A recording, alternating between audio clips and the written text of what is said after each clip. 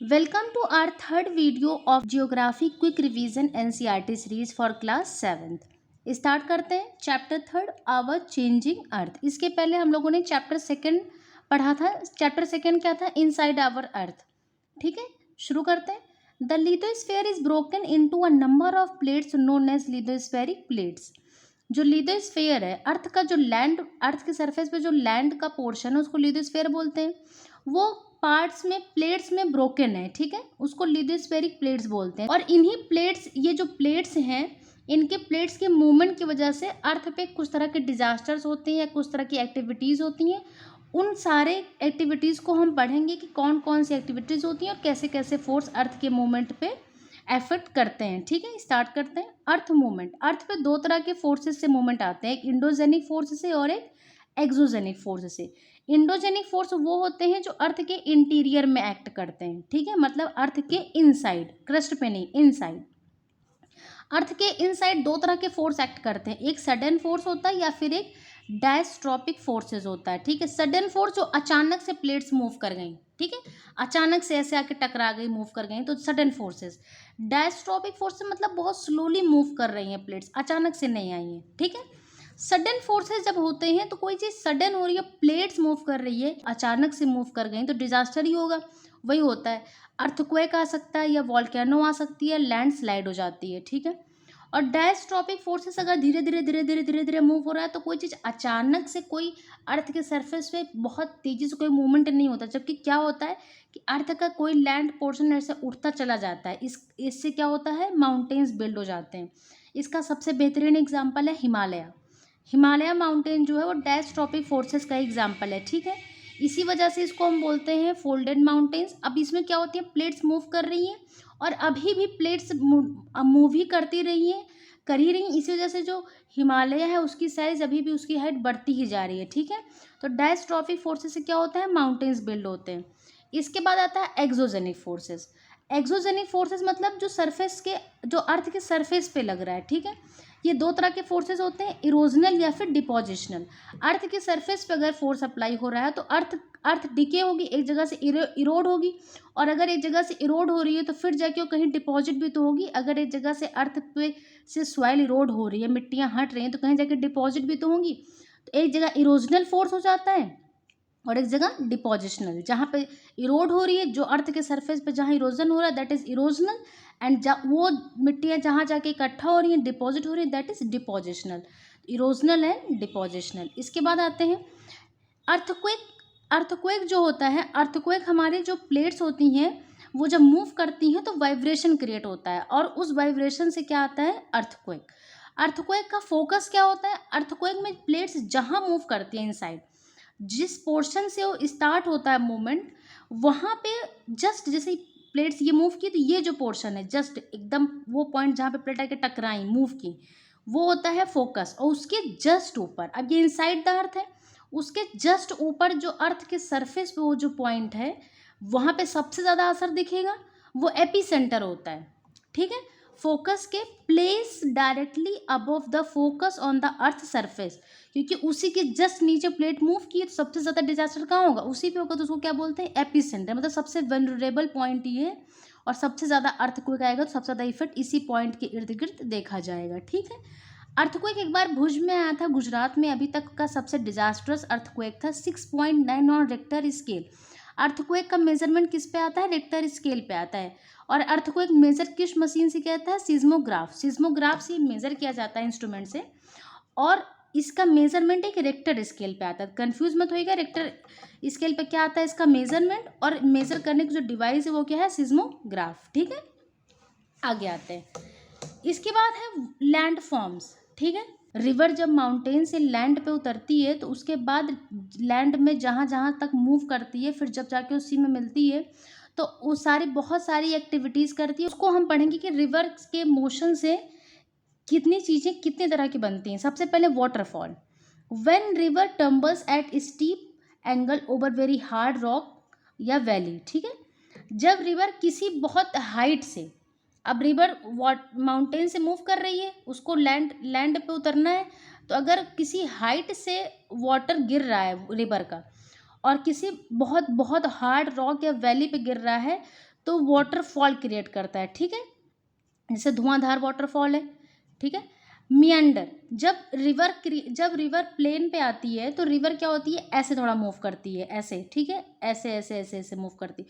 तो ये जो शेप बनता है, बेंड होती है, जो ये रिवर बेंड हो रही है, इस बेंडिंग ऑफ रिवर को बोलते हैं मियंडर्स, इस शेप को बोलते हैं मियंडर। रिवर ऐसे फ्लो कर रही थी, अब लेकिन बीच में बहुत सारे डिपॉजिट्स हो गए, सॉयल, कंकड़, पत्थर, सेडिमेंट्स।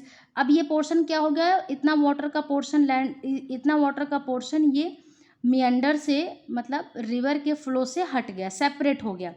तो जो रिवर के फ्लो से रिवर का ही पार्ट सेपरेट हो जाता है तो वो एक लेक जैसा बन जाता है। आखिर उसमें पानी तो रहेगा, ये रिवर का ही पार्ट था। तो वो कौन सा लेक होता है, वो ऑक्सबो लेक कहलाती है, ठीक है। In due course of time meanders loop cuts of from the river forms a lake, ठीक है। मियंडर जो बनाती है रिवर, वो डिपॉजिट करती जाती है अपने किनारे किनारे सॉइल को, अपने किनारे सॉइल डिपॉजिट करती है, सेडिमेंट डिपॉजिट कर, जो भी कुछ अपने साथ फ्लो में लाती है सब ऐसे डिपॉजिट कर जाती है। तो यहाँ पे प्लेन एरियाज बनते जाते हैं। और कभी कभी क्या होता है कि इतना डिपॉजिट कर देती है कि अपने ही सोर्स से किसी पोर्शन को कट कर देती है, मतलब अपने ही सोर्स पे इतना डिपॉजिट कर देती है कि उसी का ही कोई पार्ट अलग हो जाता है उसके फ्लो से, ठीक है। तो वो जो पार्ट अलग हो जाता है वाटर का, वो लेक बना लेता है, उसको बोलते हैं ऑक्सबो लेक, ठीक है।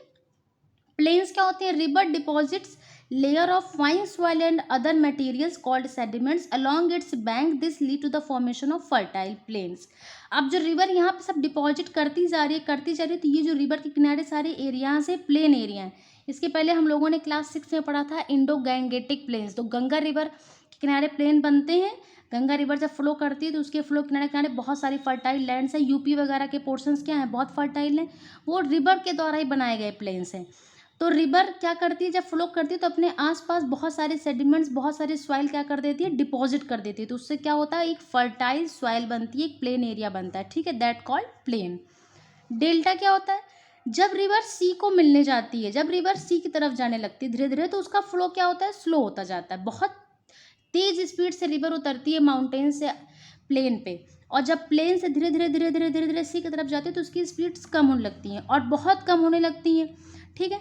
तो वो क्या होते हैं, कई पोर्शंस में ऐसे रिवर बट जाती है, ठीक है, ऐसे रिवर आई, ऐसे रिवर ऐसे जब यहाँ पे आती है, ऐसे रिवर आती है तो ये कई पोर्शंस में क्या हो जाती है, डिवाइड हो जाती है। इसके कई डिस्ट्रीब्यूटरीज, जिसको बोलते हैं डिस्ट्रीब्यूटरीज, मेन सोर्स ये है, और यहाँ से ऐसे डिस्ट्रीब्यूट हो गई।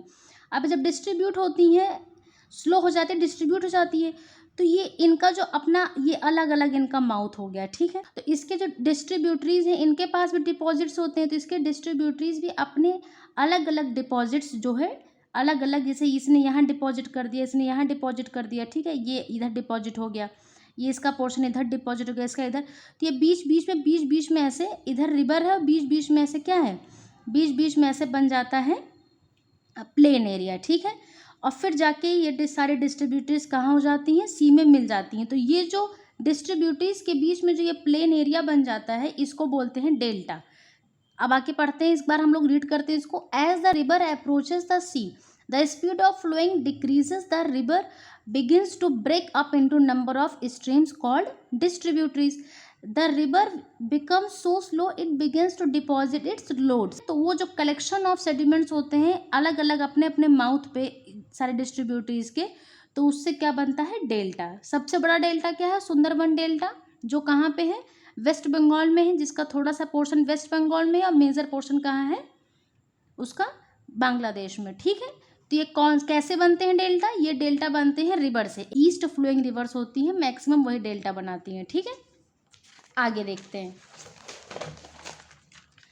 आगे आता है वर्क ऑफ सी। सी से क्या क्या होता है, the erosion and depositional is called coastal land forms. The erosion and deposition दो तरह के, अब ये सी है, सी में क्या होती है, वेव्स होती हैं, या तो इरोड करेंगी या तो डिपॉजिट करेंगी, वाटर इसमें भी है। तो जो डिपॉजिट करती हैं उससे क्या बनता है, लैंड फॉर्म्स बनते हैं, ठीक है। कोस्टल लैंड फॉर्म्स, जो सी के किनारे बनता है उसको कोस्टल बोलते हैं, ठीक है। Sea waves continuously strike at rocks, जो बड़े बड़े सी के किनारे रॉक्स होते हैं उन पर लगातार वेव से क्या होता रहता है, वो उसी की ही वेव से वो क्रैक हो तो उसमें क्रैक होने लगता है। अगर थोड़ा सा एक बहुत बड़ी रॉक है उसमें थोड़ा सा क्रैक हो तो उसको सी केव्स बोलते हैं। केव्स मतलब थोड़ा सा मतलब उसमें क्रैक थोड़ा सा हुआ है। और वही जब क्रैक बढ़ता जाता है इतना सी के वेव से, वो जब क्रैक बढ़ने लगता है, ज़्यादा बढ़ जाता है, तो सी आर्चेस बोलते हैं। सी आर्चेस मतलब कि अब उसमें रूफ ही बची है, उसके और किनारे सब कुछ डिके हो चुका है। ठीक है, उसके बाद जब ये और ज़्यादा डिके होने लगता है तो इसके बाद स्टैक बन जाता है। स्टैक मतलब कि अब उसके उस पत्थर का जो रूफ बचा था वो हट गया है, सिर्फ वॉल बची है। ठीक है, दैट कॉल्ड स्टेक। ठीक है, ये 3 तरह की चीज़ें सी के वेव से बनती हैं, सारे इरोजन से ही बन रही हैं। ठीक है, इसके बाद वर्क ऑफ आइस। आइस कहाँ होता है? मैक्सिमम ग्लेशियर में होता है। ग्लेशियर को बोलते हैं रिवर ऑफ आइस। इसके बाद है वर्क ऑफ विंड। विंड के वर्क से क्या क्या होता है? Mushroom rocks. ये मशरूम रॉक्स देखने को मिलती हैं हम लोगों को वहाँ पे डेजर्ट एरिया में। डेजर्ट एरिया में क्या होता है कि जो विंड्स होती हैं वो रॉक्स के इतना तेज वहाँ पे विंड चलती हैं कि जो रॉक का लोअर पोर्शन है वो डिके होने लगता है और अपर पोर्शन तक विंड डिके नहीं कर पाती है। लोअर पोर्शन रॉक का डिके हो गया, अपर पोर्शन डिके नहीं हो पाता, अपर पोर्शन छतरी जैसा हो जाता है और नीचे जो रॉक है वो ऐसे एक स्टिक जैसी हो जाती है, तो मशरूम जैसा शेप उसका हो जाता है रॉक का, तो उसको क्या बोलते हैं? Mushroom rocks. ये डेजर्ट में मैक्सिमम देखने को मिलता है। ठीक है, इसके बाद आता है सैंड ड्यून्स। सैंड ड्यून्स भी कहाँ होते हैं? डेजर्ट में। When the wind blow it lift and transport sand from one place to another. Sand get deposits in low hills like structure. क्या होता है कि जब डेजर्ट एरिया में हवा चलती है, विंड ब्लो करती है, तो वैली जैसा स्ट्रक्चर बनाता है, हिल जैसा, तो उसको क्या बोलते हैं? Sand dunes. ऐसे ऐसे स्ट्रक्चर बन जाता है उसका। ठीक, अगर यही डिपोजिशन बहुत ज़्यादा हो गया, मतलब बहुत बड़े एरिया में हो गया, तो इसको क्या बोलते हैं? लुइस। इसका एक एग्जांपल है चाइना। चाइना में एक लुइस है, मतलब चाइना में एक बहुत बड़ा सैंड ड्यून है। ठीक है, इसके बाद आता है इसका question answer. Why do the plate moves? Plate moves क्यों करती हैं? ये क्वेश्चन हमारा कवर नहीं हुआ था, हमने बस इतना डिस्कस किया था कि प्लेट्स मूव करती हैं। क्यों करती हैं, इसका रीज़न क्या है? जो अर्थ का कोर है बहुत ही हीटेड है, यहाँ मॉल्टन मैग्मा होता है। ठीक है, लावा जैसे गर्म। अब मॉल्टन मैग्मा जो होता है ये हमेशा बाहर निकलने के लिए मूव करता रहता है, कॉन्टिन्यूसली मूव करता है, इसको बाहर निकलना होता है क्योंकि इसमें हीट होती है, इसका प्रेशर बहुत ज़्यादा होता है। ठीक है, इसी की वजह से प्लेट्स क्या होती हैं? मूव करती हैं। सबसे अंदर में कोर ही होता है, जब अंदर में ही मूवमेंट चल रहा है, मॉल्टन मैग्मा अंदर में ही मूव कर रहा है, तो उसके ऊपर प्लेट्स होती हैं। तो जाहिर सी बात है, अगर अंदर मोशन है तो उसके ऊपर जो चीज़ है उसमें भी तो मोशन आएगा, तो इसी वजह से प्लेट्स क्या होती है? मूव करती हैं। ठीक है, जो प्लेट्स मतलब लिथोस्फेरिक प्लेट्स। कौन कौन से फोर्सेस होते हैं? Type of forces, exogenic forces and endogenic forces. Endogenic forces में 2 तरह के फोर्सेस थे, सडन फोर्सेस थे एंड डायस्ट्रॉपिक फोर्सेस थे। डायस्ट्रॉपिक फोर्सेस मतलब जो बहुत स्लो फोर्सेस होते हैं और जिनसे माउंटेन्स क्रिएट होते हैं। ठीक है, ऑक्सबोल लेक हम लोगों ने अभी पढ़ा था, जो रिवर मियंडर बनाती है, उसी मियंडर का ही कोई पोर्शन अलग हो जाता है रिवर के ही डिपोजिशन से, तो वो एक लेक जैसा फॉर्म कर लेता है, एक लेक फॉर्म कर लेता है, जिस लेक को बोलते हैं ऑक्सबो लेक। ठीक है, इसके बाद क्वेश्चन क्या है? Due to sudden movements of earth के सडन मूवमेंट से क्या होता है? अर्थ के सडन मूवमेंट से डिजास्टर्स आते हैं, अर्थक्वेक, वॉल्केनो, लैंडस्लाइड। ठीक है, मशरूम रॉक्स कैसे बनती हैं? मशरूम रॉक्स विंड के ब्लो होने से बनती हैं और ये डिजर्ट एरिया में बनती हैं। ठीक है, इनसे क्या होता है कि जो रॉक का जो लोअर पोर्शन है वो डिके हो जाता है, अपर पोर्शन छतरी जैसा बचा रहता है, तो इसे मशरूम का जैसा शेप आ जाता है, दैट्स कॉल्ड मशरूम रॉक्स। ये चैप्टर 3 का रिवीजन हो गया। इसके बाद हम चैप्टर 4 रीड करेंगे, चैप्टर 4 के बाद चैप्टर 5। अगर आपको वीडियो अच्छा लगा हो तो वीडियो को लाइक कर दें, अगर आपको सीरीज फॉलो करनी है चैनल को सब्सक्राइब कर दें। बहुत ही हेल्पफुल सीरीज है ये, कोई भी इसमें आपका एक भी पॉइंट छूटा नहीं है। आप अगर वेरीफाई करना चाहें तो आप एक बार क्विक रिवीजन खुद से एनसीईआरटी का कर सकते हैं। आपको सारे पॉइंट इंक्लूडेड मिलेंगे हमारे रिवीजन सीरीज में, हमारे लेक्चर सीरीज में। मिलते हैं नेक्स्ट वीडियो में। Thanks for watching this video.